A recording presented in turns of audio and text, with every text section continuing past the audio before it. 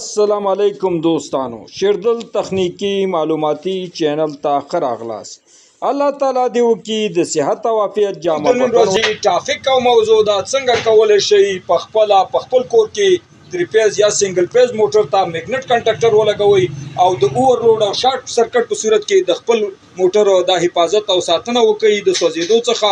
نو دوستانو د دې عملیې د اجرا کولو لپاره موږ ضرورت لرو یو عدد 3 فیز میګنیټ کنډکټر ته او یو عدد ام سی بي بریکر ته. نو دوستانو کله چې تاسو غواړئ په خپل دغه سیستم انسټال کړئ په خپل کور کې نو تاسو دا د آوټفوټ پینټونه دي پولونه دي د دې نه تاسو موټر ته پاور ورکولی شئ. موږ اوس سنگل فیز موټر لرو نو دې ته موږ 2 تارونه لګولي که چېرته 3 فیز وي نو تاسو 3 تارونه دې ته فاز لګولی شئ.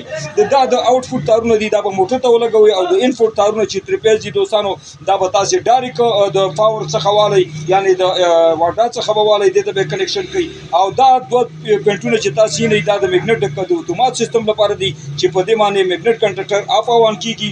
دې نه وروسته به دوستانو تاسو یو دې ته نیوټرل او فاز ولګوئ لکه موږ چې دا دوستانو لا لګولي تاسو وینئ او د دې نه وروسته دوستانو د پوره یو پوره ام سی بي بریکر به دې ته ولګوئ. نو راځو دوستانو دغه موږ تیار کنیکشن کړي او د دې نه وروسته به تاسو ام سی بي بریکر ته فاز هغه به ام سی بي بریکر ته ولګوئ او نیوټرل چې دی دا به ورته ډایرکټ ولګوئ. نو دوستانو دا موږ تیار کنیکشن کړی دی صرف تاسو د پوهولو لپاره موږ دغه سیستم په کار اچولی. نو دوستانو دا به بیا تاسو آن کړئ ام سی بي بریکر نو تاسو موټر که دا 3 فیز وي یا سنگل فیز وي نو تاسو وینئ دوستانو دا به په اتومات ډول باندې آن کیږي. نو دوستانو دا وه زموږ د نن ورځې ټاپک او موضوع. دوستانو که غواړئ بر تخنیک څخه ځانونه برخمن کړئ او خپل هر قسم برقي وسایل په خپلو کورونو کې ترمیم او جوړ کړئ. نو دوستانو که تر اوسه پورې مو زما چینل نه وي سبسکرایب کړی نو مهرباني وکړئ زما چینل سره سبسکرایب کړئ او که دا ویډیو مو خوښه شوې در سره لایک او شیر کړئ د خپلو ملګرو سره تر څو خیر او پیدې ټولو ته ورسیږي.